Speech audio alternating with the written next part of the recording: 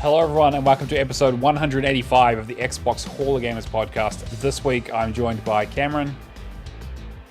Hello! And Keo. Hey man, how's it going? Yeah, good. Thanks for jumping on. I know we missed last week because someone was getting married and was like, well, I got better things to do than the fucking podcast or whatever. So, yeah. So Cameron is now a married man. Yeah. How you Looks feeling? like he's aged a little bit. Yeah, in the last he's week. looking. He's grown up a bit. How you feeling? I honestly, it's been a really good week. That's good. Immediately got married, and then 2 days later decided to go to a wildlife park with Keo and Char. Yeah, I saw some pictures from that. They look fun. Some kangaroos and stuff. It was already planned, but yeah. I mean, the amount of kangaroo food they gave us for like $4 each was ridiculous. I mean, they got to feed the kangaroos anyway, right? So yeah. May as well get the guests to do it. Yeah, exactly. It's like oh, hey, you can pay money to pick blueberries. And it's like, well, wait, wouldn't you normally pay people to do that for you? So you could, they're like, no, don't worry, it's fun, guys. Don't worry, I had this whole conversation with Kate while I was there. We went into this.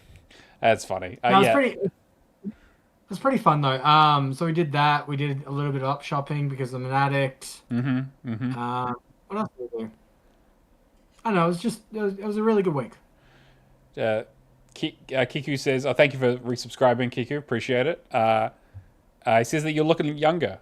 It's got to be. It's married life. Obviously agrees with you. That and all the exercise you're getting done. It makes all the difference. I've just restarted the diet today. Mm-hmm. I'm gonna go down to 80 now. I reckon. No, I believe in you. Well, looks like he's getting the handlebars there too going as well. So. I may have volunteered for Movember this year because the hospital sent me an email about it. Oh, yeah. I gotta start, suckering up about getting involved in this stuff. I know what you mean. I gotta say the thing for work of being like, hey, one of our biggest clients is doing, it's like in a retirement home and they're doing a big walking thing, and the more steps that they get in attributed to it, the more trees they plant. And I was like, well, fuck, this is related to my job. I better jump on a fucking treadmill. But yeah, no, it is very Freddie Mercury. Yes, it is. He's getting there. Yeah, not so much on the singing side, but no one's perfect. But no, it was a fantastic event. Was great to see everyone and great to meet Keo in person for the first time. And your lovely wife. Everyone. Yeah, really great to meet everyone. Yeah, it was great. We had a good time. And Kirby made an appearance and Alex, and it was great. And we had Brad, and yeah, absolutely fantastic. Brad. We had Brad. Yeah. No, it was good to. This is the thing. We talk to everybody so often, but I guess we haven't really talked to Brad in a while. But it's good to just finally see people in person for the first time, and it doesn't feel weird either. No, yeah, it felt completely natural. I mean, I think part of it is that obviously we see each other literally a lot, but I think that like I pointed out in my speech, it's like it's the third time we've met in person over all these years. It is kind of crazy to think about. It's funny too because it kind of it got Brad going a little bit because as soon as we had that first dinner the night before on the Friday, he was straight into Vermintide chat. He's like, "Oh, I got some time in November." No, don't fall for it. It's a trap. Don't do it. It's 100% a trap. Unbelievable. Well, all right, let's get into the show. As you can probably imagine, like if you're watching this live, we're recording this usually on the night that I finish editing and putting this up. So this might be a little late out. Schedules have obviously been a bit of a mess. I've been traveling for work. Cameron's been busy. Keo, I assume, has been doing... Actually, Keo, you've had time off, actually. This is like... I have. This is the only holiday I've had in 2 years, and it was only because Cameron had a wedding. Yeah, there you go. So I feel so privileged. Took a much-needed break, but we're going to jump back on the horse. As always, we do the show live on Twitch, Xbox Hall of Gamers. This is a place to find us. So come say hi, hang out in the chat like our lovely community members, like my beautiful wife, and Kiku's here, and Bulbasaur, and Renda Jadan, question asker extraordinaire, who actually, we'll throw to his question first. Renda Jadan says, what are your guys' comfort games. What games can you play over and over and over and never get bored of? For him, it's Skyrim, which I can totally see. I think it's a pretty good choice, right? It's one of those games that just kind of endlessly replayable in terms of its configurations. I don't know. Anything jump out at you guys? If you haven't guessed mine already, then you have not been listening to this podcast. Forza Horizon 3, considering how many times you had to play it. Come on, you should know this. First PC game I ever played. You don't play PC games. What are you talking about? It's like Civilization 2. Oh, yeah, that's probably it. Yeah. So Age of Mythology. Yeah. I mean, well, Age of Empires, I suppose technically is probably the right answer, right? Age of Empires 2. Any Age of Empires. Yeah, which makes sense. Yeah, I can definitely understand that. It definitely does feel like a lot of these are like nostalgic games, right?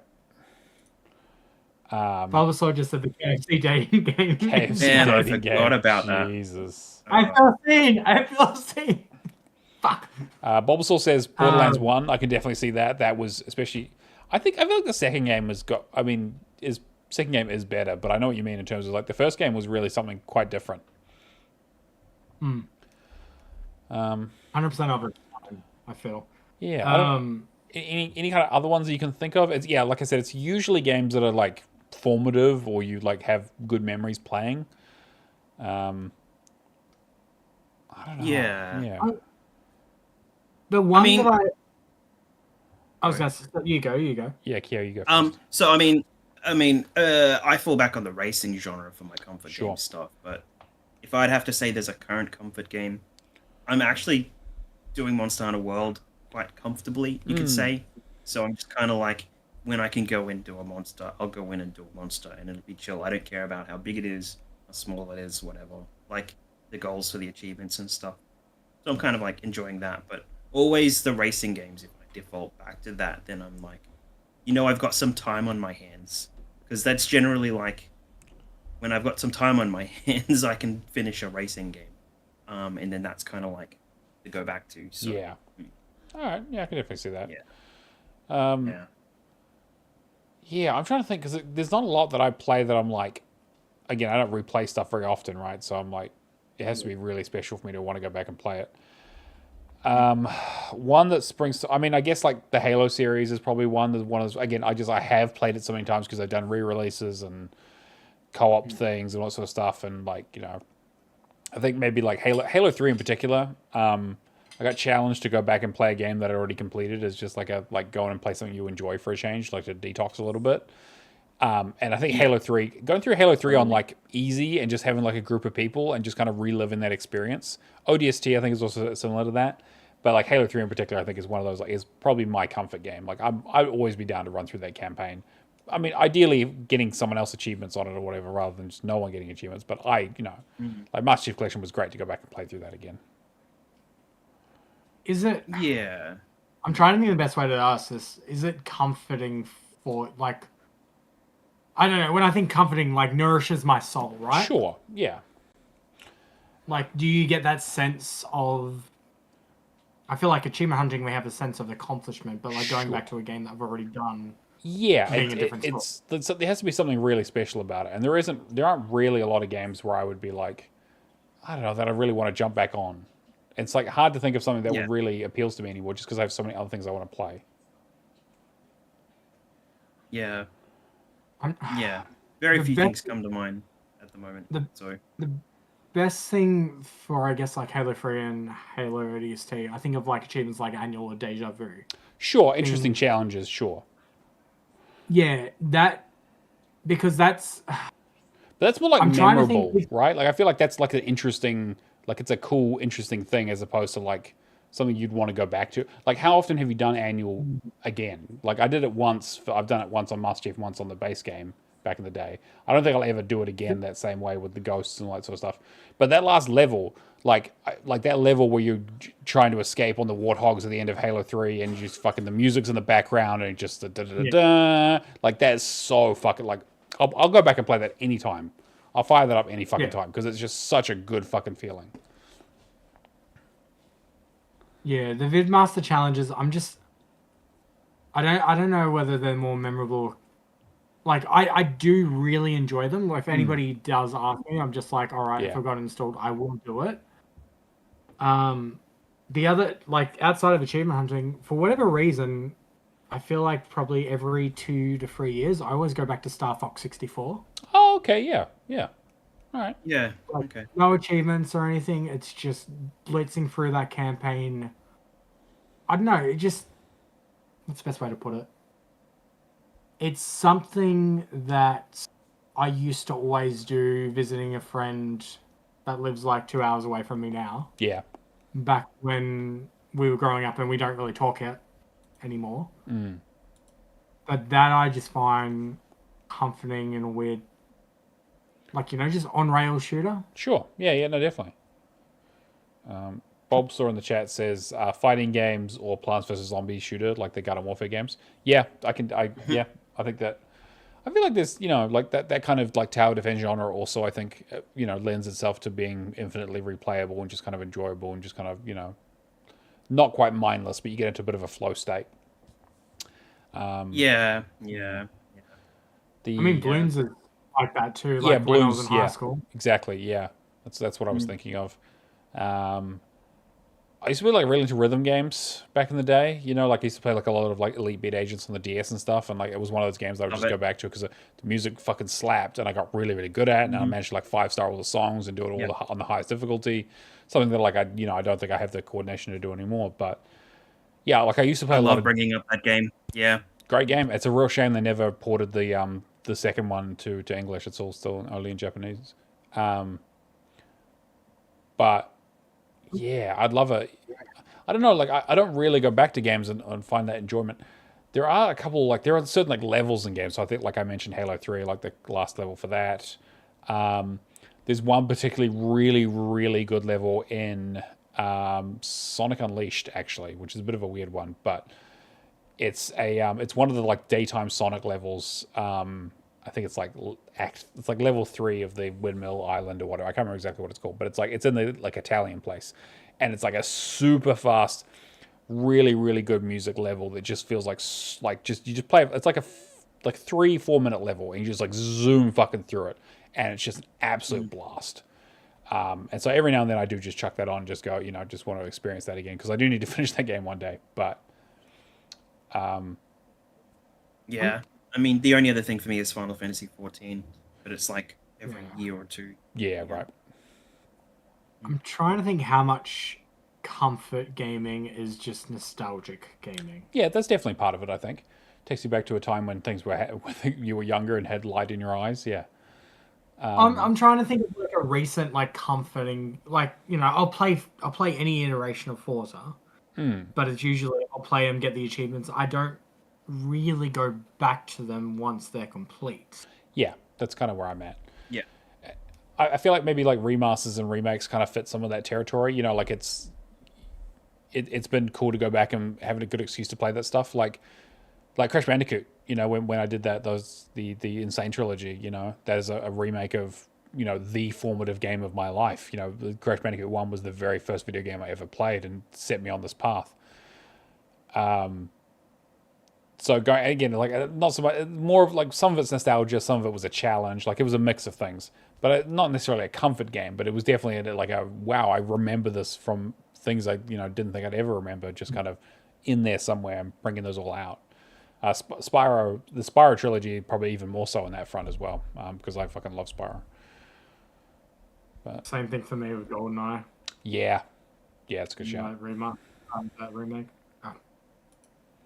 Re-release, I should say. Yeah. All right. Anything else before we move on? I got another question here from Shane. Well, good. Play Age of Empires 2. Yeah, if you don't care about achievements, sure. Shane says, "Hey there, my name's Firehawk. Yes, we've heard of you. A long-time listener, first-time caller. I don't know about that, but was just wondering what single change or added feature from a remaster that you've played that made the game's price tag worth it alone." So any like quality of life stuff or changes or it's an interesting balance, right? Because when you're remaking or remastering in particular, but if you're remaking a game, also like what you keep the same and what you change is often like you you're kind of fucking with the original design of the game in a lot of ways. Yeah. Yeah, load up Tomb Raider Remastered Trilogy and flip between 20 frames per second and like 60 or whatever. Holy it is. shit! Yes, yeah. Oh, it's so different. That the frame rate alone, quality of life update is so much better than. Give me that over anything else, I think. Yeah. So I'll take pixelated graphics and all that kind of stuff. You know, if I have to, but just plays well with the new frame rate. That one for sure. I'm trying to think what remasters have I really enjoyed. I've got a cop out answer. Sure. It's also Age of Empires 2. But it's just the fact that modern PCs can do a lot more than Yeah, true. They've upscaled it years and actually done quite a bit with it, made it playable. Yeah, I get what you're saying. Like 500 population cap compared to 200 makes a big difference. Yeah, it changes the whole game for sure. A big one for me was the Castlevania collections I've been playing have that nice kind of rewind function. It just makes those games so much more playable. And again, maybe potentially makes them too easy, but to be honest, those games, outside of Order of Ecclesia, weren't overly difficult games to begin with. You know, it's just kind of rewind is big. It's a nice quality of life feature that for games that most people have already finished and you just kind of want to experience.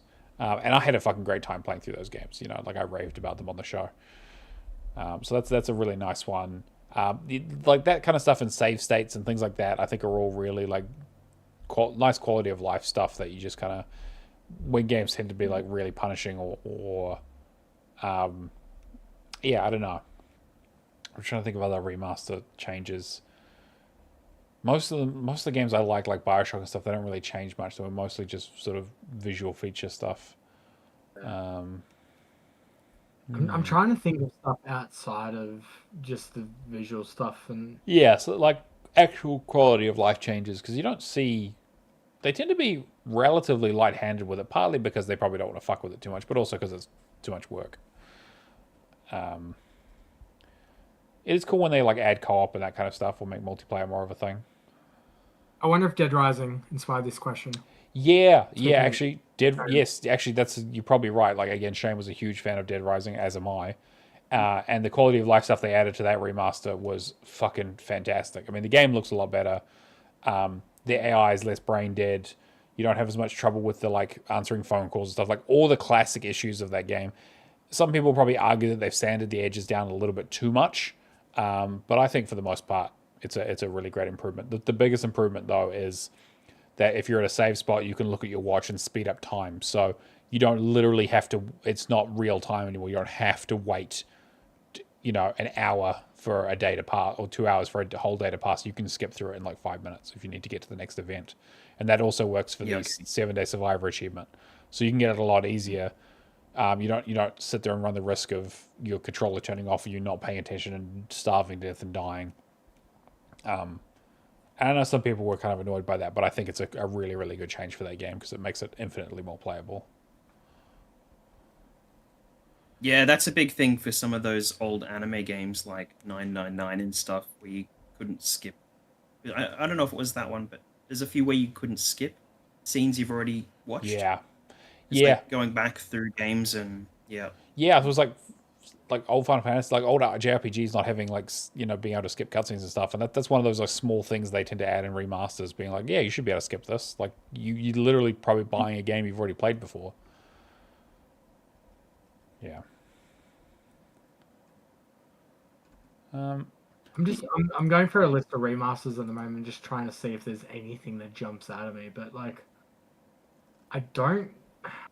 Outside of those, I can't really think of anything other than just updated visuals. Yeah, I mean, that is the majority of the reason. It's like playable on new hardware, achievements, updated visuals, usually better frame rates, like the standard up-res stuff. Yeah. Not a huge surprise, I suppose. It's also nice, like, I think it is also nice when they do a release and they bring a collection of things together. Like when they did Hexen and Heretic and all that sort of stuff, they didn't sell the piecemeal, they just did a bundle. And it's like, this is, like a good, easy, we've done the work and with the run on the same engines, let's just make it happen for everyone. Yeah. And they add new levels too. So they did, yeah. That's also nice when they do that. Yeah, Elder Scrolls Oblivion Remastered, I was thinking about like what kind of quality of life stuff there, but they basically didn't do much there. They kind of changed the leveling system a bit, which I think makes the game a bit more playable in terms of like you don't like the stat system. I think is a big improvement there that made it like easier to kind of deal with. It was halfway between original Oblivion and kind of Skyrim. It's crazy that came out this year. Yeah, I'm kind of going through my list and looking for remasters. I don't have a huge amount of them because most things. I mean, the only ones I can think of is like Age of Empires and Halo MCC, but Halo MCC like added so much. It did, but it didn't, right? I think. Yeah. One of the most recent ones is the Metal Gear Delta, and that's true. That's true. Yeah. A whole lot. They kept it really true to form, though. So. Yeah, basically almost 1-to-1. Yeah, except for the new camera system and the camo changing slightly. Yeah. Yeah, which helps. I mean, quality of life there, but yeah, it's funny. Like you really didn't have to change much. Oh, actually, the other one that stands out is the old Final Fantasy games having like XP bonuses and speed up things, and you can change encounter stuff. Like just like really good quality of life for the games because for modern audiences. Because realistically, like I'm playing through Octopath Traveler at the moment again. I'm finally going back to it, and man, every 5 steps I get into a fucking fight, and like it's good because I need the experience. But man, it's like this is. I'm really glad that we moved away from this in games these days. Like most of the time, it's like you could at least see the enemies on screen before you get into a fight with them. Yeah, Legacy of Kain Remastered was amazing, but it was just basically a visual and some control stuff. There wasn't any major quality of life things there, at least not that I noticed. Shorter one. Yakuza to Yakuza Kiwami, yeah. And 1 and 2. And presumably 3 when it comes out, yeah. Yeah. Yeah, that's a good call. I'd say outside of that, probably just the Resident Evil. Yeah, Resident Evil's a bit of a weird one because they don't really. Those games are not necessarily like quality of life things. They actually like to make things harder a lot of the time, or at least different. Like Resident Evil 4. I don't think that Resident Evil 4 remake is a drastically easier game than the original was. In fact, it might be harder in some respects. But yeah, hopefully that answers your question there, Shane. Let's get into some news. So I've grabbed a few things. We've had a couple of showcases. I guess we'll start with TGS. I'm probably just going to rattle through some of the announcements. There's not. If you didn't catch it, we live did like a little watch party, like a live stream watch party of the show. I don't know, like we kind of talked about it there, but do you guys have any sort of thoughts for anyone who missed it? I'm really just happy that Monster Hunter Stories finally made its way over. Yeah. Because it was like that first game, they were saying it was all about the trouble that they were having between the engines and stuff, like some of the fighting games, getting it to work. So they've obviously overcome all of that now. Yeah, which is great. Especially considering like Wilds is out and you have Rise as well and Worlds, and they kind of have everything now, which is cool. Yeah. I don't know, Cameron, any kind of overall thoughts before we get into it? I did not read the TA article until now. I'm baffled that Gungrave Gore Bloodheat is actually a remake of the 2022 game. Yeah, yes, it's the one that was on Game Pass. Yeah, the one with the fucking terrible train. And really? I thought it was a sequel. No, it's a remake. I was like, I remember all of this shit. It's a remake of that game for some reason. All right, I'll go through the announcements. So the big one obviously was Forza Horizon 6. No surprise, it already got leaked. And again, I said this on the stream as well. It's funny that Playground always seemed to have the worst kept secrets in terms of the video games industry. It was like everyone knew they were making a Forza Horizon 6. Everyone knew they were working a Fable game. Whatever they work on next, we'll probably know about it 3 months before most of them know about it. They didn't really show anything though. I was actually quite surprised. Like just the CG trailer, which it was, and not even like there were no cars in it either. It was literally just an announcement, like teaser trailer, if anything. Bit of a bummer. Are we expecting to go up Mount Fuji? Yes, is that what's 100%. Going with well, actually, now that I say that, probably not. Actually, I was going to say yes, but actually, considering how sacred Mount Fuji is, maybe not. And it would be a little bit disrespectful. A little bit, yeah, a little bit. I'll admit I'm interested. I enjoyed Forza Horizon 5 a lot. We'll see what 6 We looks got like. him. We got him. Yeah, we'll see. I mean, I like racing games. I'm just not very good at them. So we'll see. Like again, this is a maybe for me. But it'll be on Game Pass forever, and it'll get updated until the end of time, until they make another one. So who knows? My bad trait is actually enjoying Eliminator. Yeah, that's crazy to me. That's crazy to me. My As toxic trait. Keo already mentioned, Monster Hunter Stories 1, 2, and 3 are all coming. I think you can get like a 3-pack or potentially buy them separately. I don't know exactly what. As far as I mean, I can't tell, but I mean, it looked like this first and second might be a double pack, Yeah, potentially. maybe, because they were Yeah. kind of like on the same, sharing the same screen. Yeah, And they said special price when you pre-order. I think they said too gotcha. with that one. So Yeah, 1 and 2 same release date and Xbox One, whereas in Monster Hunter Stories 3 will be Xbox Series X and S. Oh, I yeah, 'cause see. it's a Okay, new right, one. right. Yeah, yeah.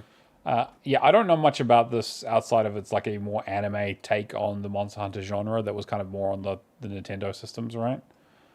Yeah, I don't know. I mean, I guess it'll depend on the achievement list. Hopefully, maybe they're a bit more.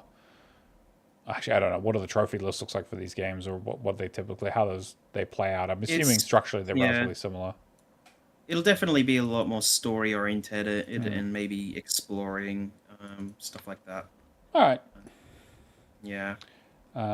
We got a game called Rhythm Doctor, which is like a 1-button rhythm game that looked really crazy and had like a lot of visuals changing it over again, like a sort of WarioWare looking thing. Looks fucking awesome. Yeah, that was. I'm really interested in it because the Steam reviews on it, it's an early access. They've obviously got the 1.0 release date for December 6th. Yeah. But 6,200 reviews, 98% rating. Yeah. I mean, like it looks crazy in a way that like a like take a simple idea and stretch it out to its extreme, which is like sounds fun. Yeah, Gungrave Gore Blood Heat, which is a remake of that fucking game that was on Game Pass that everyone played and no one enjoyed. I just Yeah. Cult Gem apparently. I mean, who the fuck knows? I don't know. The game was bad. That game was actually just fucking bad. They showed off a little bit of 007. Looks great. That's March next year. Not really much to say there. We've kind of seen a bit of it already. I'm hyped for that. I'm low-key hyped. Yeah, I mean, will play that IO game. Interactive do great work. So, like, I love the Hitman games. So, I'm definitely keen to see how this goes. I don't think it's a day one for me, but we'll see. I mean, unless people are going like, "Hey, this is Game of the Year material," but I guess we'll see. Winterborough, we finally got a release date for. This game looks. The more I see it, the less interested I'm in it. It looks kind of like a relatively generic, crafty survival game, but with nice anthropomorphic animal visual stuff going on. That comes out in November. I guess we'll see what that looks like. I don't know. Do you guys have any thoughts about it? This is like the 4th time we've seen it, I think. I'm just surprised that they keep on continuously showing it off.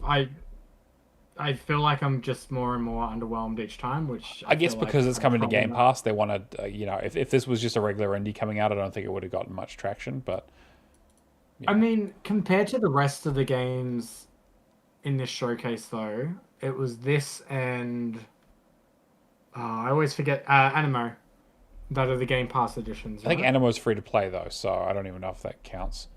Yeah. Yeah. I didn't like how like all the environments kind of blend together anyway. So and Hotel Barcelona. Like the Game Pass editions just didn't Is really. Hotel excite Barcelona me coming this to Game time. Pass though? I don't think it is. I felt like it was. No, Maybe I'm again, wrong. this was another comment about it. Like a lot of the stuff was, hey, it's coming to play anywhere, but not coming to Game Pass. Like most of these games are not coming to Game Pass. So it does feel like a bit of a tone shift for Microsoft because they have been hammering that for the last few years in terms of like, hey, everything we show coming to Game Pass. There's a remake. Maybe. Yeah, because I think No, you might be right. Hotel Barcelona I think just it's came like out. multiplayer online Yeah, yeah, 26th. requires come Game out. Pass That's Core to play. yeah.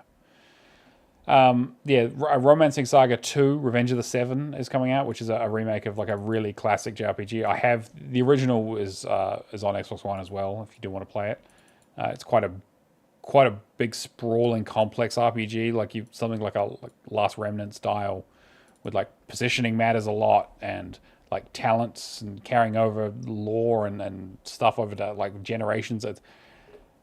Yeah, you need a fucking spreadsheet for this one. So I don't know if it's for me, but it just came out. So they were just like, hey, cool, showing that off. They showed off a little bit more of the Fatal Frame 2, Crimson Butterfly, the remake of that. Looks really good. Crimson Butterfly 2, Crimson Butterfly was the kind of the breakout hit for that series. I mean, I played the original, but I know that like this one was the one that showed up in all the magazines and people talked about it a lot and was kind of the really big jumping off point for this series. I don't know. You guys interested as horror fans to look at this? Capture ghosts with a camera. I've never played Fatal Frame before. I'd like to try it at one point, but I just like I don't know. Like the one that's out is just expensive all the time anyway. So I've just not really jumped on it to even try it. So it's a game that I would try with Game Pass, or unless it was on a deep discount. I don't think I would typically just pick this up. That's fair. I'm somewhat interested, but yeah, it would definitely be like a discount for me. It's not the kind of thing I would jump on straight away. Because I do enjoy a good horror game every now and then, and this also fits into that nostalgia thing. Because the first game was one of those games that actually, I couldn't sleep afterwards. The next one was Star Sand Island. Which is like a cozy. It's another one of these like cozy sims. Life sim. Yeah, like it looks adorable. I guess I don't know. I mean, like I feel like we've just been kind of inundated with these games over the years. So it comes out early next year. It looks like. I'm trying to see if they've done anything else. I mean, like visually, it looks really nice, but yeah, it's kind of looks like their first big game. So. And it'll have multiplayer, so if you do want to play that, like it is on Play Everywhere. But yeah. Project Evil Bane, which again another fucking terrible name for a video game, but this looked like we were kind of talking like, is this a generic fantasy? It looks a little bit like Babylon's Fall. Looks like a multiplayer monster hunting kind of game. Could be interesting. We don't really know much about it, but it's not coming out till like 2027, so long way away. It almost has like a bit of an MMO feel to it, but I really don't know too much about it. Yeah, just clicking through the trailer, it's like every place I click, there's something. It looks different. It looks like a different game. Yeah, I'm just like I don't know.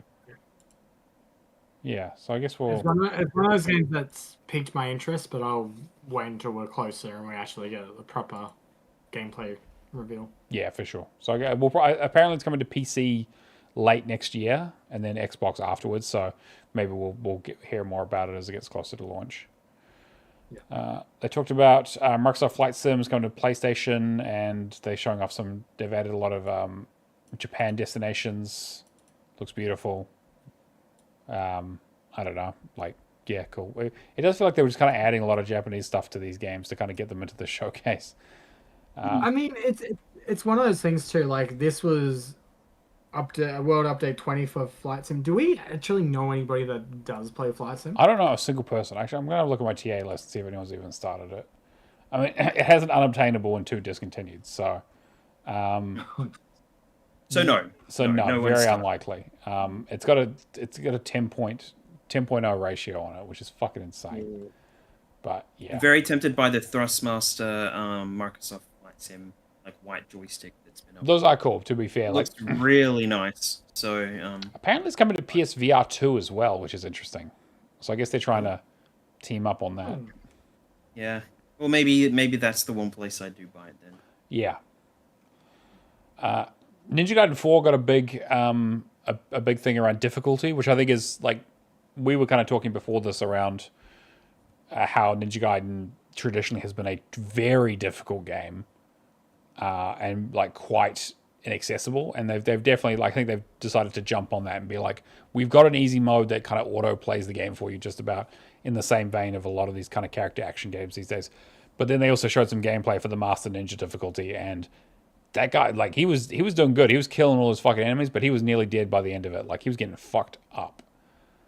So I imagine this game is going to be absolute fucking bullshit. Don't know if it's for me, but yeah. Bulbasaur says it feels like... Oh, sorry, yep. I was gonna say it's the kind of game that I feel like I do want to play, but I don't know if I want to complete. Yeah, I don't think it's going to be an achievement one for me. I mean, I already have Ninja Gaiden 2 and 3 on my tag, and I kind of wish I didn't. Bulbasaur says it felt like a tradition that needed to be kept up, but they didn't really have anything to show this year due to everything already releasing or not being Japanese. Yeah, I think that's kind of fair. I think there was definitely a lack of, especially like third-party Japanese stuff. Like we didn't see a huge amount from Square Enix. Didn't see anything from like Sega or not a huge amount from Capcom. Again, like you did like Monster Hunter and that sort of stuff, but it's like ports of old stuff coming over, which is still nice. It's good to see, but yeah, I kind of get what you mean. But Tokyo Game Show has never been like a huge showcase. It's always been a bit of a weird one. It's weird for me though because the thing that should have really sold the show to me would have been Forza Horizon 6, but the fact that we just got a CG trailer to say like, yeah, oh, it's coming out. Yeah, definitely Like should have that. seen some more. Yeah, the fact that it's coming out next year, like it's going to have to be late next year if they're not showing any gameplay from it. Yeah, next thing we saw was Dragon Quest 1 and 2 HD 2D remake, which looks great. They showed off a new level an ocean floor level that was apparently not in the original game. They've completely built from the ground up. Looks really cool. That comes out in October. I heard really good things about Dragon Quest 3 HD remake. This demo did go on for quite a while, and I was like, yeah, we kind of get it. Like, it looks cool, but, like, I don't know. It just kind of felt like they were padding it a little bit. Yeah, they showed off Animo, which was that kind of Power World looking thing that we think we saw at Summer Games Fest. It's going to be free to play. Looks Pokemon-y, I guess. We'll see if they get sued. I don't know. Yeah, we don't really know when it's coming out though, but it's sometime next year. I don't know. Are you guys interested? We don't typically play a lot of free to play stuff, so probably not, I assume. It's one of those things I'm interested. I'll keep my eye on it. It Sure. really depends on what the some free to play games come out with like 20-hour long achievement That's lists, true. That's and true. then most of the time it's a 200-hour plus completion, but Yeah. there's some outliers. Yeah, like Pokemon. It's a hard yeah. one. Going Yeah, just- I mean, like I played, I think everything up until like Black 2 or something. And that was after buying them, like, a handful of years ago and just playing through them. So I'm still like a 151 Pokemon, that's it kind of guy. Except for the, maybe the 250. Yeah, fair. But, yeah, I draw the line 250. Yeah, exactly right. So, because otherwise you're ruling out Togepi and a couple of the cool additions that they added. But yeah, fuck those ice creams though. So the little ice cream Pokemon. I'll rattle through these last few ones relatively quickly, I think. Black Ops 7 showed off a Japanese map, whatever. It just felt like an excuse. Sudden Strike 5 got a trailer that felt like it should have had a voiceover, but just didn't, and it just said armored train for a bit, or bunker on screen while there was some stuff going on. I don't know. It was, I don't know. It just didn't look great. Hotel Barcelona had a little gameplay thing with Suda51 and Swery. This game, Most Japanese trailer of the it whole was showcase. very Japanese. It was like, let's put the developers over the action, and just do wacky shit. I don't know. This game looks bad. I'm not like I could care less for Hotel Barcelona. Couldn't care less, Cameron. Couldn't care less. But I did like Provian Pseudo 51. Yeah, like I love both of them in terms of like as the kind of weird auteurs of video games. Like I literally downloaded The Missing, and I'm going to play that after this. Yeah. But, Well, honestly, I dug the natural environments in the trailer a lot more than anything else. Sure. I think anything inside with all of the buildings and the walls, and it just looks all too muddy and kind of samey.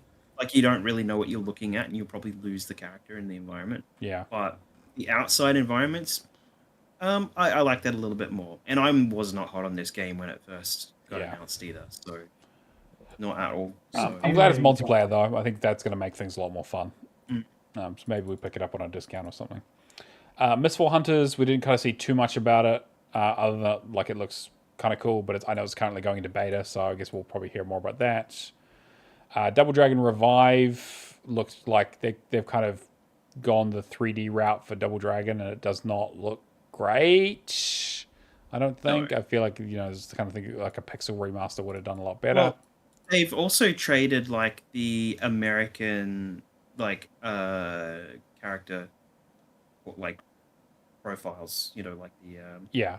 because they were like American like brawlers or street brawlers or something traditionally. Yeah. I don't even remember, but I mean, again, this is before my Yeah. time. But yeah. Yeah, so I'm assuming that that and like it feels different. Definitely doesn't feel like Dragon. Yeah. So I was surprised. I was like, okay, this seems like a bit of a weird one to add. Age of Mythologies showing off their new Japanese expansion. It looks fucking cool. I'm sure Cameron will be jumping on it day one. Yep. Guaranteed. 12 new Smart. Japanese gods, 12 new missions, samurai Little, and shit. Like, hell yeah. Akami looking wolf thing. Hell yeah. You know? Yeah. I want to go back to Hotel Barcelona for one second because I just found an amazing Steam review, which I'm sure you will love. Yeah. Just had it. Where was it? All right. If Silk Song's combat had the same level of finesse as Deadly Premonition shooting, it would be this game. Okay, right. Jesus. Okay, so that's not a ringing endorsement because as much as I love Deadly Premonition, it's one of my favorite games of all time. The combat in that game is horrendous. Yeah. It's 65% mixed score on Steam. Yeah, that does not surprise me. Hitman World of Assassination are doing a Bruce Lee elusive target, which is kind of cool, but it's kind of weird that they're still doing stuff for that, but hey, whatever. Yep. Yeah, what's the go with, like, is Hitman World of Assassination is it It's a Hitman 3, they updated turned that into the platform, basically, Yeah. But is it regularly getting up, just like, there they do like free updates Yeah. for the most part, so they do like remixes of maps or elusive targets, and they kind of like themed things that occasionally, yeah. Yeah, this looks cool. Again, no, they probably won't have any achievements for it or anything, but yeah, it's kind of cool. They're still supporting that game because it is a very, very cool game. We also saw Terminal Brigade, which is a free-to-play game that looks like the most generic piece of trash I've ever seen in my entire life, I got to admit. Apparently, it's like a relatively generic roguelite that's not very good. It's got like, I mean, lots of microtransactions. It's a gacha game. Basically, all the things I hate. But they are doing a crossover with Neon Genesis Evangelion, which I think is unfair because, again, that's the one thing that would make me go, ooh, maybe. But even then, I was like, no, I need to pull this away. Fallout 76 showed some camp stuff that no one cares about, and that was pretty much it. Like, there's a couple of interesting things in there, but it did feel like a little bit of a letdown. I don't know. Yeah. Apparently, Fallout 76 update isn't getting achievements too, which is... Oh, okay, that's interesting. I mean, apparently it was a smaller update, right? It's not. It was like a camp thing they were adding. Not like an expansion. Not like a full expansion, yeah. Not like Gone Fishing or whatever. Yeah. But yeah, so that was the showcase. Yeah, like I said, we kind of live streamed it and watched it and kind of gave our thoughts already, so you can check that out on the VOD list while it's still there. But I don't know, like I just was not overly impressed. I was hoping for maybe a bit more of stuff that I was more interested in. It's not a bad showcase, but everything that was good there had already been shown off in a different showcase. Yeah, I think that's part. Yeah, definitely. There wasn't a lot of world premieres and that sort of stuff. Like if this was the first time I was finding out, look, I'm bummed that we didn't actually get to see anything about Forza Horizon 6 or get any proper thing. But if I was seeing 007 First Light for the first, like the fact that it's just Gemma Chan's involved. Yeah, they showed like okay, cool. There's a little tidbit. Yeah. I would say out of everything in that showcase, though, as much as I'm not going to play it, I do think the Fatal Frame deep dive was pretty cool. Yeah, they did quite a bit, and they did talk about quite a bit around like, getting the original people to be like, hey, this is stuff that we wanted to do 20 years ago when we released this game, but now we can do it with the technology.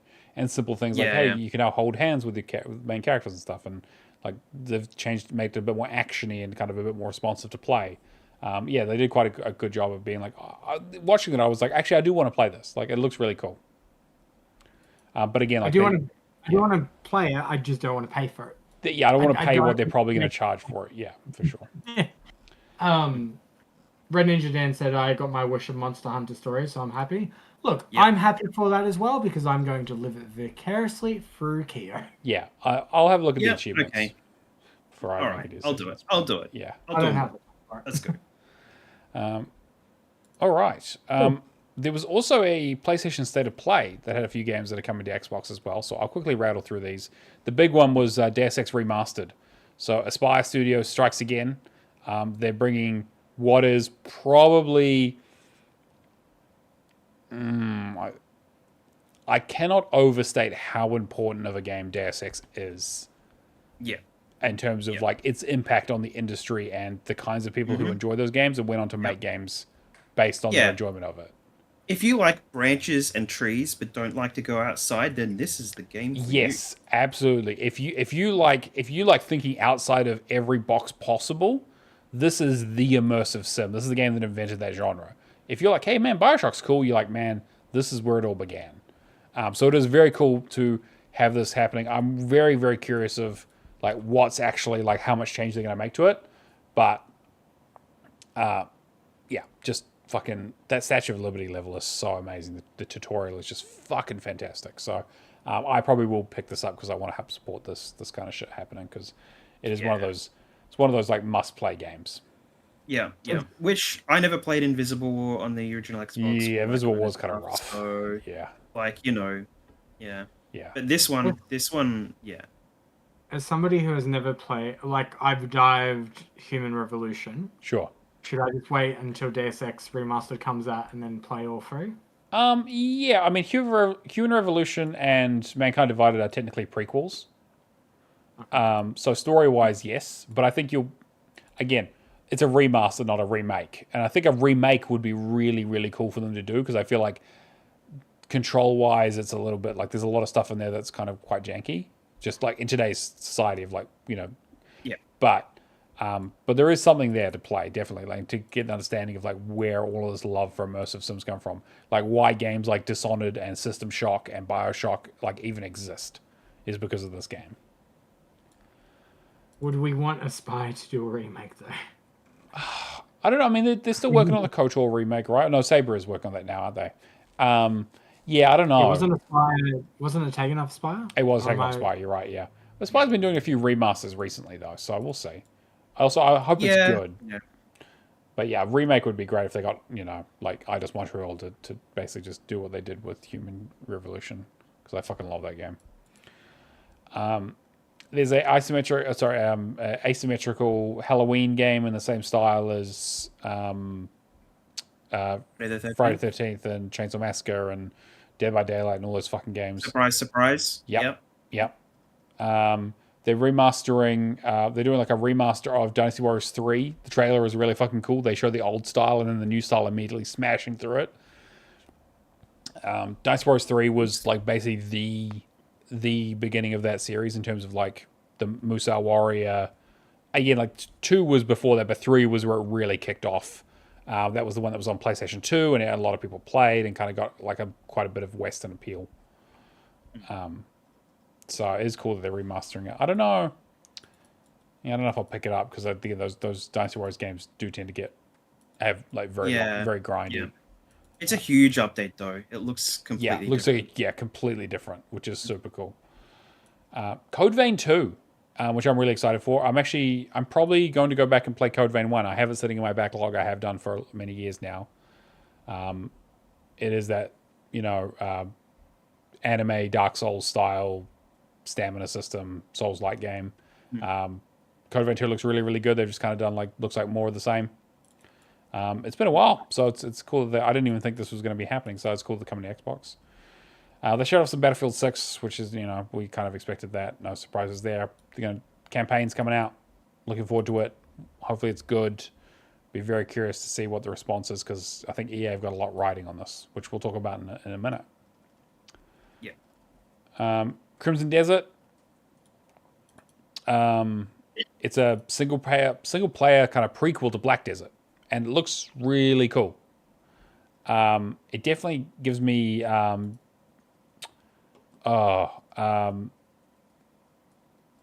fucking dragon one, the Arisen one. What was it? Dragon's Dogma. It gives me a little bit of that kind of Dragon's Dogma vibe to it. It comes out March. Yeah. I guess we'll see. I don't know. I don't have any. Yeah, I believe Yeah. they've shown this off before, Yes, they but it definitely was have. Yeah. in amongst like Wukong and like it just got missed in a lot of those trailers because they didn't. It was a really nice trailer at the time, And it looks but nice, but it also looks a little generic. Like there's not yeah, a huge amount here that looks like it sets it apart from things we've seen before. But these are just trailers. I want to, when we see a bit more about the game, probably closer to March. yeah. Be curious. It got some mech stuff in it, which is kind of cool. Final Fantasy Tactics, Everless Chronicles looks great. I probably will pick it up on a sale at some stage. It's crazy that it's coming out like tomorrow. I know Brad's very, very excited for it. But they've basically redone the original game, new enhanced mode, new script, new voice acting, new everything. So it's quite a lot. And this is another one of those like must play. People talk about it all the time. I never got a chance to play this one all the way back on PS1, but if I did, I'd probably like tactical games more. So I played a lot of advanced Final Fantasy Tactics Advanced back in the day on the GBA. It was a DS. I can't remember which one it was. I think it was GBA back then. Loved it, absolutely loved it. Really bad at it still, but I'm very curious to see what the response is to this. I'm sure people will absolutely love it because it is an absolute classic. But I know there are some huge difficulty spikes in that game, so I'll be curious to see if they've kind of evened those out a little bit. Yeah. And then the last one is that Mega Man is coming to Sonic Racing Cross Worlds. This seems to be I think this is their Smash Bros, right? They just they're getting every guest character they can think of into the series, and it's fucking cool. I mean, apparently people are really enjoying it. So the game looks great. Nobody's completed it yet, and it looks like it's a massive grind. Yeah, a huge 100-hour grind at least. Yeah. So it's only summer. I mean, it's only been out a few days, so I guess we'll see what people think about it. But it's definitely a long haul kind of game. And you can play that and play as Hatsune Miku, and there's got the Persona stuff going on, so it is cool. It's a really cool crossover stuff. But yeah, so that was this kind of state of play. There wasn't a huge, again, just kind of smaller stuff, but it's cool to see that things are coming to Xbox still. We're not just kind of left in the dust. And there's definitely some things there like Deus Ex and Final Fantasy that I'm definitely interested in. It's definitely like there's heaps of potential for more stuff to come from all of these games. Yeah, for sure. You think about this Final Fantasy Tactics, like the Evilist Chronicles thing. There's so many games in that. You do have Tactics Advance 1 and 2, which are their own games. But then you have Vagrant Story, which was... Yeah, Vagrant Story, which is technically set in Everless as well, yeah. Yeah, PSP exclusive, I think. Actually, it was a PS1. PS1 back then, I remember renting it from fucking Blockbuster Blockbuster or whatever, yeah. Yeah, so, I mean, they could do heaps with, Deus Ex, with Tactics. There's so much stuff. Yeah. So... but that's kind of state of play. So again, some big announcements, or not big announcement, but a lot of announcements. But yeah, quite a bit going on in the last couple of weeks. Trying to keep things rolling, I guess, as we move into the fourth quarter of this year, which is crazy to think about. We are in the middle of game release season, and there's a lot of stuff there that I'm salivating to just be like, man, I really want to play some of this shit. Like fucking, oh man, I'm this close to just buying the new Silent Hill based on the reviews. I really, really want to play it. Someone else that's also salivating, EA. Apparently, there's a report out that EA is nearing a $50 billion deal to sell out to the Saudis, apparently, which is crazy. Like, $50 billion is an insane amount of money. Apparently they're in advanced talk and basically go completely private with a bunch of investors. And so we might hear about this. We'll probably hear about this next week, apparently. So we might have more to report on. But potentially could be the biggest leverage deal buyout of all time. So if you're investing in EA, now is probably the time to do it because those share prices are probably going to skyrocket. Yep. And somebody had to sell out to the Saudi. Yeah. It seems to be kind of what's going around at the moment. I mean, it didn't work out for Embracer Group, obviously, because that's kind of what they were counting on, and that kind of fell through. So we'll see what happens for EA. But really curious on what happens to EA if this deal goes through. Like, is it like a wholesale thing? Are they going to just strip it for parts? Is it going to be they sell off some of the other franchises? Are they going to try and grab everything? I'm very, very curious because the Saudi Arabia Public Investment Fund has been doing a lot of stuff in the video game realm over the last few years. You've been hearing their name pop up quite a bit around the esports piece. Take Two, Activision Blizzard, Nintendo as well, Capcom. They were the ones who were going to do the deal with Embracer and backed out for that $2 billion. It's very interesting to see this kind of thing. I don't know, like Yeah, the Nintendo stuff is very silent and just creeping up on. Yeah. So. Yeah, I don't know. I mean, none of us are investors or financial analysts or any of that kind of shit. But I mean, like, what do you guys like? Do you think this is going to be a good thing for EA? Do you think it's a good thing for the industry? I mean, it's good to have investment, right? It's good to see that games are still making money and that things are going on. But I don't know.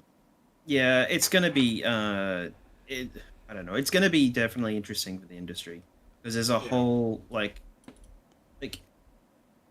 untapped market there, I guess, with the money that comes in and out of, I guess, that area of the world. So, yeah. I mean, EA's big moneymaker has always been this sort of, football, college sports, Madden, and then I guess Battlefield, I guess, is the kind of the big one that they're banking on for this year. Are they only trying to go private, though, to avoid, like, an Activision Blizzard situation? Maybe.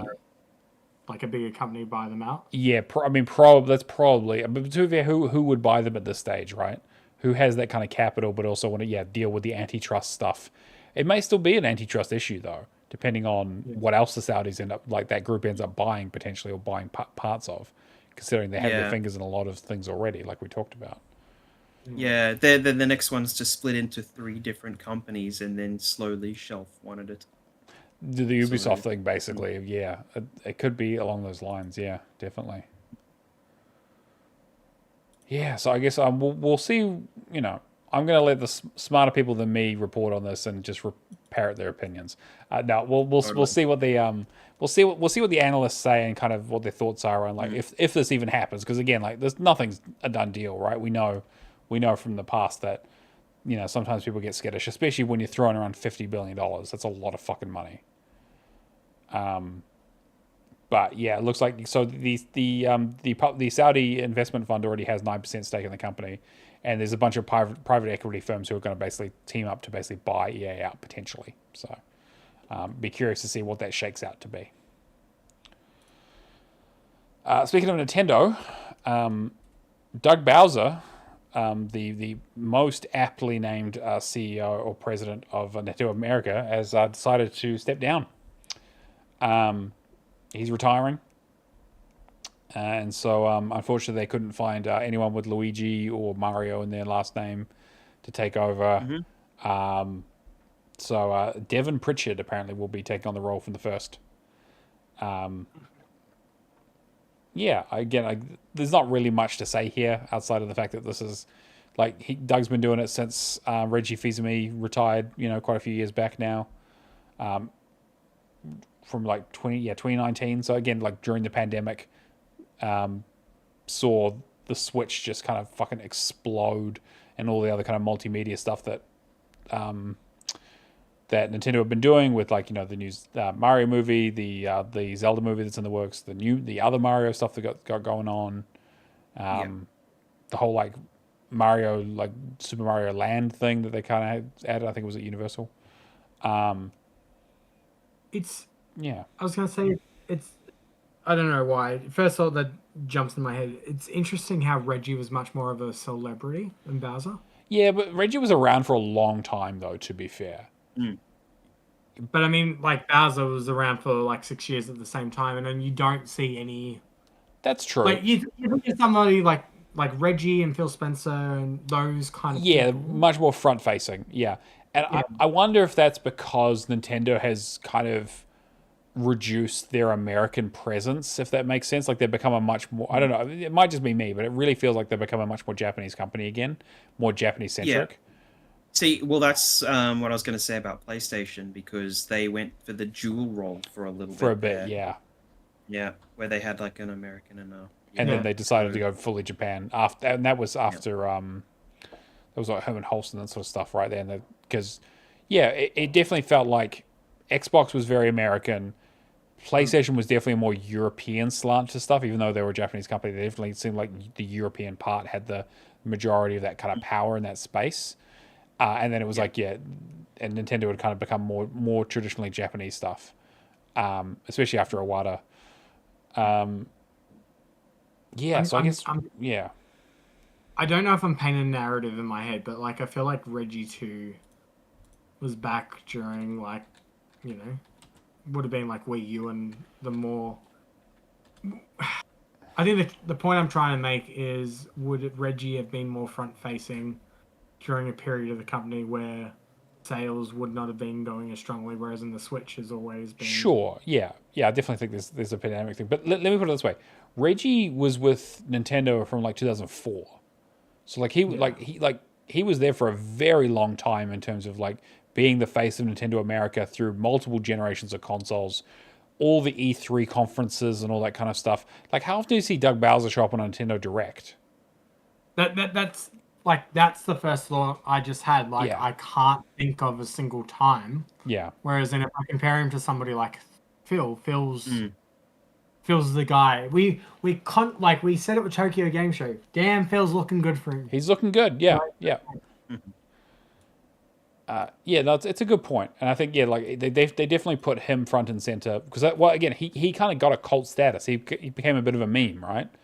And like people and like he acknowledged the meme and he kind of leaned into it and they kind of made fun of it and did jokes and stuff. There was the whole thing with him and Iwata doing the punching thing for the fucking I don't know. This is all kinds of weird shit. Because I'm trying to think at the same time, Sarah was in that one the other day as well. But what the reception in the community is of Sarah? Like Sarah Bond, obviously yeah. being trained, to essentially take over. That seems to be the case. Yeah, they're definitely grooming her for the spot of like taking over from Phil at some stage. Yeah. I don't know, but I get Xbox president now. yes, Is it I think like so. Yeah, or like yeah. Yeah, like yeah, because she's done a lot of stuff in terms of like the like she's like brand president. I can't remember exactly what she does yet, but Oh, She's she like, works in an abattoir or something, doesn't she? yeah, that's yeah, that's who. She's Xbox president. She's also chairperson, or I don't know what position you call it, but like head of that division that specifically.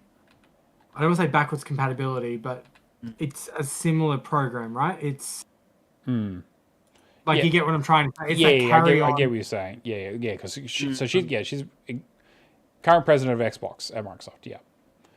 Yeah. Yeah, and so she reports to Phil, he's like Microsoft Gaming CEO, which is like not just Xbox but PC as well. And so I guess that's kind of where the distinction is that eventually she'll probably move into that space as Xbox becomes synonymous with all of that stuff. Yeah. Yeah. Yeah. Yeah. And Sony have their state of plays are very similar to the Nintendo Directs now as well. So, like, the whole Japan region stuff is lining up together, I think. So, Yeah. But yeah, so I guess we'll see what happens to Nintendo. I don't think we'll see any major changes. He's kind of been there since the Switch's heyday. Now the Switch 2's come out, and I think Reggie's also talked about like how after the Switch 1 came out, he kind of felt like he had a good legacy and he was ready to go on. And maybe this is the same for him, where he's like, Switch 2's come out, huge success, done all this great stuff with like the Mario movie being hugely popular, expanding Nintendo's reach into not just video games but also other media in a way that they've never been able to do before. Yeah, so I guess we'll kind of see what he's planning on doing. All right. And then the last news story we got here is we finally got some details about the ROG Ally. The Xbox ROG Ally, I should say. The Xbox ROG Ally X. The X I hate Rog. this naming. I hate this naming The convention. naming convention is fucking awful. But we finally got a release date. It's coming October 16th. So they're available for pre-order now. And you can see how fucking expensive they are. So the base model, the ROG Ally, the ROG Xbox Ally is going for $599 US. Yep. So it's about $1,000 Australian, and I think it's similar in New Zealand. Is. 999 and actually, I'm going to look up the New Zealand price because I'm curious. Yeah, I posted them in the chat the other day too. Yeah. That's $1,520 for the X version. Yeah. And so it's $1,799 in New Zealand for the X version. It's a lot of fucking money. And so yeah. On an unrelated note, my birthday is October 19th. So you're gonna have to wait till next year, I guess. That's a real shame. Because you're not going to nearly save enough money before then. But yeah, I could buy one, but it would be very financially irresponsible. Exactly. That's kind of where I'm at, where it's like, it would be cool to have this. This would be a cool fucking toy to have. Hugely irresponsible to spend that much on something that I would not get the use out of. I mean, yeah, if you're going to buy, you're probably going to buy the X, because it's like, if you're throwing down that kind of money, you want the top of the line for it. It does look really, really good, but it only plays PC games. But it's good that we finally saw, like I said, the X, the higher end model is $1,000 US. Like, I knew it wasn't going to be cheap, obviously, but that is a lot of money to be asking, especially when we're going into a recession. Like, it's, and maybe that is the reason why Microsoft decided not to do their own device right now, because it maybe just doesn't make any fucking sense, because I feel like the market's too small. But I'm very curious to see if we hear anything about sales numbers, what kind of reception it gets. I've heard the previews for it have been really, really good. Like, people have been enjoying the actual device. I think the main thing is going to be that price point. It's just going to scare so many people away. Yeah. And they have to be competitive to their existing models too. Like, there was no way this is going to be cheaper. We had pipe dreams about it being cheaper, but it's never going to be. So, yeah. And I don't know how much I would, sell it for if I put a staple through the screen at all. Yeah. To me, in all honesty, buy a Series S, buy that screen adapter, and just wait that around. Yeah, or buy a fucking Steam Deck. Like, a Steam Deck is a mid-range model that's going to play most of this kind of stuff if you're looking for a hand. I don't know. If you're really looking for... Yeah, there are a few choices out there. I am interested in... Like, obviously, I've got the old ROG Ally. When that update comes... Yeah. Whether we could, as Xbox players, just buy a Steam Deck, load that on instead, and still have access just to the run ecosystem. like an Xbox OS. Yeah, exactly. So I guess we'll see. They're not concerned about these selling. They're concerned about getting people into the ecosystem. Yeah, agreed. Everything's an Xbox, right? So they want to give people a high-end model to play around with. And they proved that by also, doing the stuff with Lenovo and all the other bits and pieces they're still working on. Yeah. Do you want to do Game Pass updates, Cameron? All right. So for September, we've got Endless Legend 2 joined Ultimate PC Game Pass. Sworn joined Ultimate PC Game Pass and Standard. We've got Peppa Pig World Adventures. Is that a re-entry or is that a new one? No, it's a new one. Okay. Awesome. I'm probably already going to finished play that. Visions of Mana. And then tomorrow we have Lara Croft and the Guardian of Light, which you guys were doing, right? We're doing Temple of Osiris, but the Guardian of Light is the previous one that was 2-player that was originally only on the 360. So it's interesting that it's coming out at all. I guess it's just a port? I don't know. I'm very curious to see what happens there. Yeah, I'm going to download it straight away and find out. So, I haven't kept track of the Game Pass editions lately. October, we've got City Skylines Remastered joining core. We've got Disney Dreamlight Valley, which is free to play as well. So I'm wondering, is that just more access to different parts of the game? I don't know if it is free to play anymore, actually. You were buying it. Kiku would know. Yeah, I think originally it was free to play. I think they moved away from that. I think they actually put a price tag on it when they came out of beta or whatever. Yeah, there was a paid for disc version with content. Yeah, included, right, okay. so- Is it that free to play, like I've got access to one character kind of stuff, and then Yeah, I'm not sure actually. I need to look into it. Yeah, There's a currency involved, so there's always a free to play game. There's always a currency involved. Yeah. yeah. Warhammer 40k, Darktide, joining core, and October 7th we have Sopa Tale of the Stolen Potato, joining Ultimate Piece of Game Pass. Leaving, we have Ninja Gaiden Sigma, Sigma 2, and Ninja Gaiden 3 Razor's Edge. Yeah, good luck finishing any of those.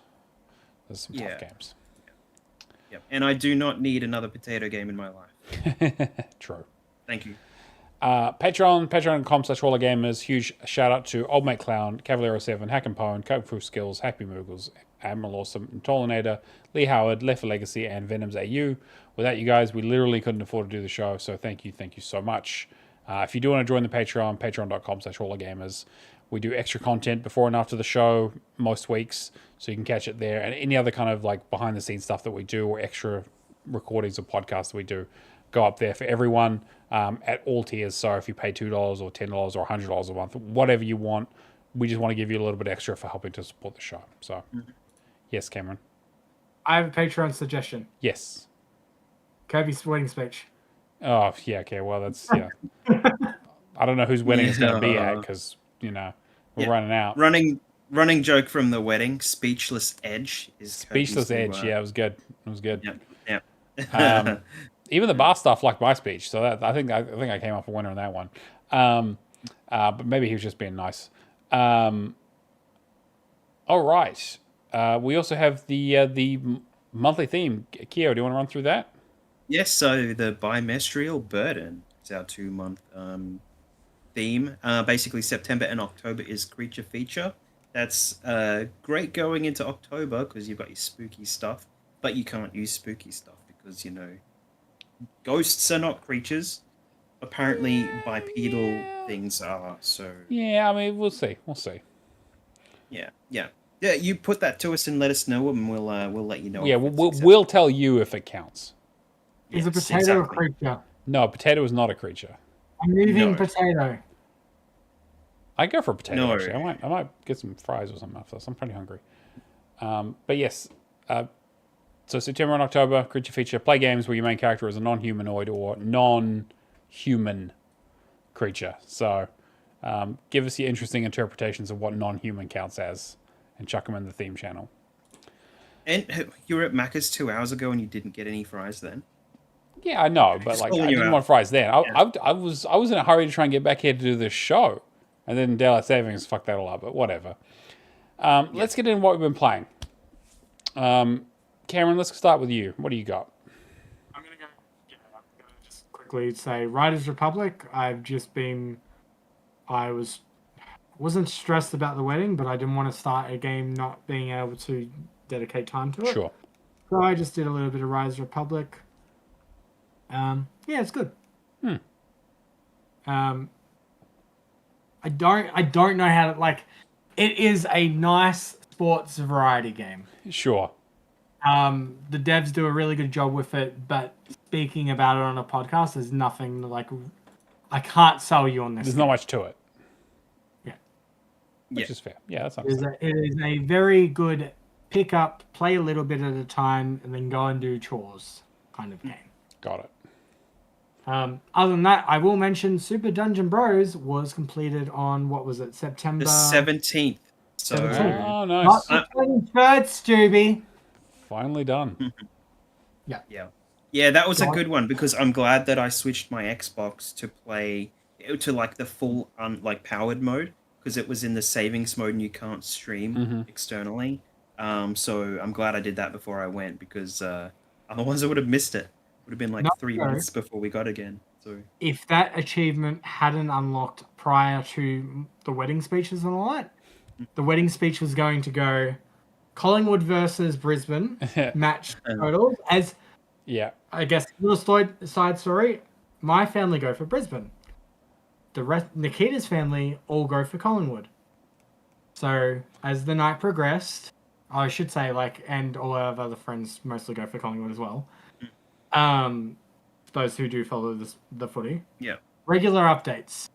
Just regular updates in the night on how the match was going, and then Collingwood got flogged by Brisbane.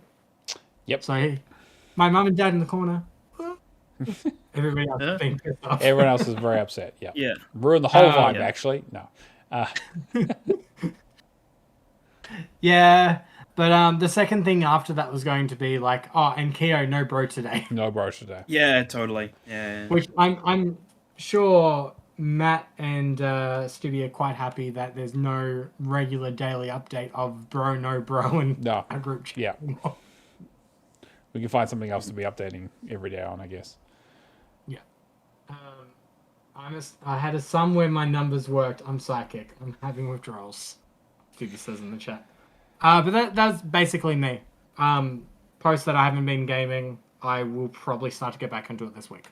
Yeah, that's kind of where I'm at too. I've been traveling for work and stuff, so I haven't played as much as I would like. I'll quickly go through my list. Assassin's Creed Odyssey, I got through the first 2 Atlantis DLCs. I'd have the last one to do. Kind of cool new areas. I kind of like the vibe, but I am also like super fucking done with that game because they don't really change that much. Like it's very repetitive. So like last zone to go, I think it's like a 10-hour DLC. So I'll get back to it at some stage, but I need a bit of a break. I played Hurdling, which is that game that's on Game Pass where you basically find those ram-looking creatures and you have to lead them on a journey and like be a shepherd and kind of get them around danger and do like little puzzle stuff. Very cute game. It's like maybe 3 or 4 hours, maybe 5 if you kind of like if you miss the collectibles or need to go back and do stuff. But yeah, really, really enjoyed it. It's a very sweet game. No dialogue, no text, nothing. It's all just kind of context clues. It's very cute and like a nice, again, like a walking simulator with a little bit more to it, really. So yeah, I mean, it's on Game Pass. I'd recommend it. It's fun. It's a nice little game. I did Peppa Pig while I was away because I had like an hour to kill and just kind of ran through that. Thankfully, you can skip like all the cutscenes. There's some stuff on the game that is a story-related achievement, but it's not technically, you can actually miss it. There's a couple of achievements, like if you don't do the thing in the zone, you have to go back. But it's like, it takes like 5 minutes. I had a couple of glitches and stuff where it's like I got on a bike and I couldn't get off the bike, so I just avoided the bike for the rest of the game, whatever. But there is a very touching tribute to Queen Elizabeth, who died during the making of the game, apparently. So because you go to England and Queen Elizabeth drives you around on a double-decker bus and jumps in puddles with you. It's very strange. Interesting. It's a kid's game. Yeah. A British studio that made this game? I think so. I don't even know. I also finished Final Fantasy 16, did the DLC for that. Those 2 DLC packs are really cool. Nice kind of expanding of the story, filled in a couple of little lore things. Yeah, I like I said kind of about the base game, and I finished Final Fantasy difficulty as well, so it's completely done. I can understand why some people weren't kind of feeling it, and some people were like, this is super cool. I'm somewhere in the middle. I like a lot about it, but I also feel like it's a little underbaked. I know they had some big plans for the story that didn't kind of really pay off, apparently. Some behind the scenes stuff that happened. But that happens with every fucking Final Fantasy game. Like 15 was the same way. And Yoshi P was split between that and Final Fantasy. Exactly. 14, and it's kind of like which is it's a bit of a shame. But the DLCs were good. Like I like the DLCs quite a bit. And then so the last thing is I started Visions of Mana. I've only put like maybe 2 hours into it, so I'm very early on. Enjoying it so far. I'm glad that it came to Game Pass before I bought it. I know Shane was a huge fan of this, so it's probably going to be the thing that I work on when I get annoyed with Octopath Traveler, which I'm also just kind of working on. I was going to say, I don't see Octopath Traveler 2 on your list. Yeah, I don't know. There's not really much more to say about the game that I haven't said. It is a bit of a slog. I am up to the final chapters of everyone's stories pretty much. So like I am getting towards the end of the game, but I know that like there is a huge difficulty jump. Right, like the post-game stuff is crazy difficult. And I got a shitload of side quests and a lot of other bullshit to deal with, so we'll see. It is not great. I mean, even Alison sitting there watching me play it is like, this doesn't seem fun. And like, it just, Anyway, I won't repeat myself because I've shat on that game too many times already. But that's pretty much it. I want to kind of get back into some more gaming a little bit. I've got maybe 3 or 4 games, like shorter games that I kind of want to jump on to talk about next week, hopefully. Yes. Well, I guess I'll get into my Yeah. games if there's nothing else. So, Sir Cameron's Wedding was very good to me. So, outside of Super Dungeon Bros getting that completed, on the trip there and back, my wife likes to drive so that she doesn't feel sick in the passenger seat, all this kind of stuff, and all that, So I tend to just chill out, and there's a difference between going from Brisbane to Newcastle with like phone signals than it is going Newcastle to Melbourne. I was able to play Brotato and get that completed over the 4 or 5 days that we were kind of like there. Amazing. Did like 15 characters or some shit like that. It sucked, absolutely sucked.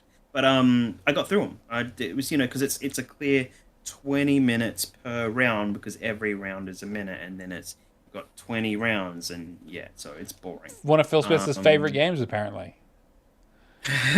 Yeah, so good riddance to that one. Golf with Your Friends, I loaded that up. I kind of needed... It was weird trying to play a couple of other things because I needed something, and Brotato was good for this, actually. If you lose signal, you jump back into where you were. Oh, yeah, okay, right. So I was able to do Brotato and just lose signal, go back, it'd finish. It'd start at whatever round I finished. Golf with Your Friends, not so much, but I managed to do like all the DLC for that, except for just all the random stuff that comes along with it, and just do a whole bunch of stuff, easy clean up. But I've still got a bit to go with that because I have to play standard game 18 holes under par, which I couldn't do if I was going to lose signal. Sure. Right? So because you do get reset for that one. I got just yesterday Need for Speed Rivals on the Xbox 360 done. Nice. Complaining about this one quite a bit. I mean, the game runs like... I mean, kudos to them for getting it out the way that they got it out. Like, because it came out and it runs on the 360 and, like, has the exact same problems as the one on the One version. But everything's amplified. Like, the videos I were posting in the chat were basically, like, things in front of you not loading, and you'd have to guesstimate. If I hadn't played it before, just before on the One, I wouldn't know some of the roads. Right. And, like, just like... But the whole thing would freeze, so then you're waiting for it to start again. It loads in all the assets, and then you're going again. So you're in the middle of your drift, or you're doing whatever you're doing around corners. You crash into cars because they're too close when they spawn really, really close to you as well. So there's just a whole bunch of stuff that, like it just made it function so much worse. But yeah, I've done both versions now, which is really good because I in the past have gotten all the multiplayer stuff in all of the old 360 games that I haven't finished yet, and I didn't want Rivals to be one that I would not have for a series completion. So I'm like, well, I'll do both, and it'll be fine. So, I played a little bit of Helldivers 2 as well, so loaded that up with Kiku the other night. He played like one match, and then he got dumped in with some random, and I ended up not playing with him anymore. So where the fuck did you go, for starters? You didn't come back. He's like, oh, I just got loaded into a random match. I'm like, okay, so just come back and we'll join again. But he just must have played what he did, and I did a few matches on my own, and it was, well, with random people, and it was fine. There's a couple of things that you have to really get used to, like just knowing how to complete the objectives. But it's really good. It's such a solid game, and everything about it is just like punch to the face, kind of like, you just there's so much oomph behind it. It's like you finish a mission, you get raised up in an elevator, and it's just like everybody's kind of like, is explosions, and sounds we great. did it for the Yeah. So, and like going down's the same way, dropping down in the pods and stuff. Yeah, it's really good. So it's such a solid game. I'm glad it came over. So, Cameron, you started that one too, haven't you? Yeah, I did a little bit with Ireland and Dennis, but Yeah. I don't know, I want to put some time into it. I technically got my full base game 1,000 points in Dirt 3. Oh, yeah, Games right. Windows Okay. 1. Yeah. So I'd done the single player, and I just needed, the day after I got back, there was somebody in one of the Discords just being like, hey, does anyone want to do boosting for this? And I managed to do like all the 2-player and 4-player stuff that day. So I've just got DLC stuff to go, which will be really good for that too. So technically 4 completions over the last 2 weeks, which has been really good. Not bad. The only other thing worth mentioning is I started Borderlands 4 last night. So Oh, okay, yeah, because you picked that up, right? Yeah. yeah, so I wasn't going to, but then I just I had a good opportunity and I kind of jumped on it. So Your reviews have been really, really good. Like, I am like very curious to yeah. hear like how it goes. Yeah. So everything quality of life is so much more improved. So like you can look at a weapon on the ground and clearly see the stats that you have on your current gun to the stats that are compared to in the other gun. So there's good dark background color contrast with like the colors in the foreground that show you like the positives and negatives, and the DPS level of the actual gun is shown as DPS and then tells you the number instead of being like what the fuck does this number mean over here. Yeah. So so yeah, menus are a lot better. Like a lot of the stuff is just so much more improved than 3 even. So so I think anything you didn't like about 3, like I didn't originally like 3, liked it a lot more when I played it recently on the Windows. But yeah, so there is one problem though, and I'm not the only person to get stuck on this. It was one of the first missions you have to I don't know, there's a character that, not a very well known character, CL4E You never heard of him. dash. Yeah, exactly right. Whatever his name is, gets you to do a mission, and then you have to go to an elevator and let him up. You have to go to the top of the elevator, and then the elevator's broken, and then it's just like the mission's called like recruitment drive. So what you're supposed to do is, because I had to look it up because it was the instructions are so vague. There's a whole bunch of dead people on the ground. One of them has a chip in the back of the head, and Right. you have to actually go up to it and look at the specific spot, and it's a glowing green chip.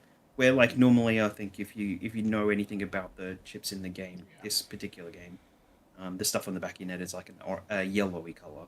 So this is clearly an objective thing, but there's like a big blue ring saying like you have to do whatever in this area, but it didn't tell you what to do.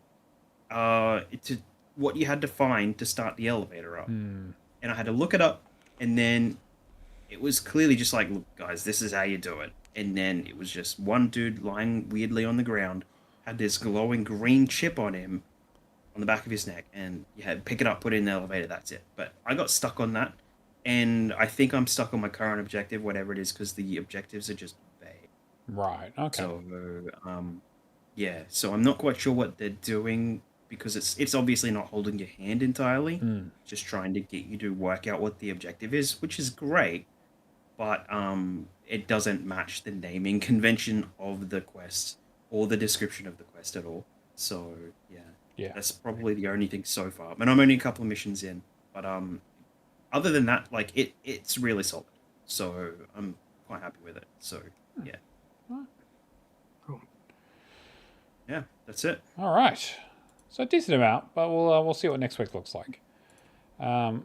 Now, before we wrap up, we have the word challenge, everyone's favorite competition, where I come up with a game, give you a bit of a clue, and you go on the word challenge channel on our Discord and try and guess what it is. 1 guess per hour. If you get it right, a gift pops up and you win.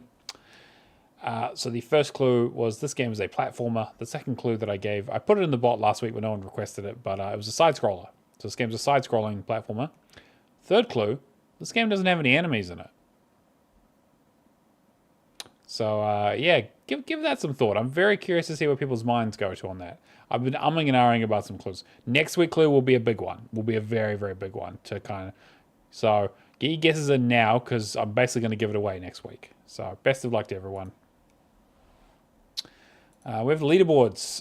Kyo, do you want to go through those? Yep, just loading that up now. So, in third place, we have Mephisto for the win at 27,845.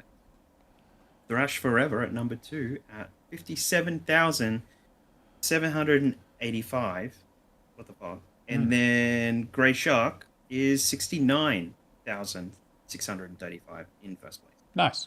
So yeah, typical to see those three up there. So. It's the usuals, yeah. Good job, everyone. Cameron, you want to go through completions? Yeah. All right. So in terms of completions, we have GT the Moonzom with Kingdom Hearts 1.5 2 plus 2.5 remix, which is a big one. It's a huge completion. Yeah, I was quizzing him about that to see if I get some tips on how to get through it because I'm struggling a bit. I do want to try and get that done next year, so I probably have to ask him some questions as well. Shattered Slayer had Helldivers 2. Really good review with that one as well if you check Completion Channel. Ickles had Borderlands Game of the Year Edition. Shane had Smurf. Shane had Smurfs. That's the way it's written in our... It's written Smurfs. Mission The Smurfs, yeah. Hack and Phone had Indiana Jones. Left 4 Legacy had Need for Speed Hot Pursuit Remastered. Natalita had Dirt Showdown. Just Jake did Elden Ring. Rapture did South of Midnight. Vex did Overcooked 2. Bulbasaur did Xenon Racer. And Stubby did The Dear God and Tunic. So, theme games. Yep, a couple of theme games in there, yeah. Yeah, definitely check out Rapture's review on South of Midnight. He wrote a really good write-up about like the game, and it's all the kind of really great stuff about it. I like the game quite a bit. Don't think it'll be my game of the year list, but it's definitely worth playing. Rapture, can you start doing reviews of that length on like baby games, please? Yeah. I mean, Rapture plays everything, so. I just want a review that's going to like last longer than the game itself. Yeah, exactly. Yeah. All right. Well, I think that's going to bring us to the end of the show. A huge thank you to my co-hosts, to our wonderful audience, our patrons for making the show possible, and Char for doing our wonderful thumbnails. That's been episode 185. Do you guys have anything you want to shill before we sign off? I'm going to probably start streaming again this week. I do hopefully plan to do a... we got a code for Karma the Dark World. I'm going to give that a try as well. Yep. I'm being busy with a wedding. So I'm interested to try that out. Wide Productions, in terms of an indie publisher, is pretty good for us. What are you talking about? You already started streaming and selling shit. Oh yeah, I streamed on I streamed on one app for 3 hours and I made $300. Jesus Christ! Yeah. All right, OnlyFans, calm down. Kia, what about you? All the typical places at How to Fix Gaming on YouTube, but then Kill Lime at Home everywhere else. So Discord and Xbox and Wonderful. Twitter.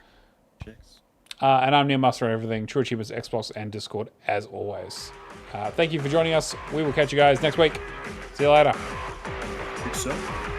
Catches.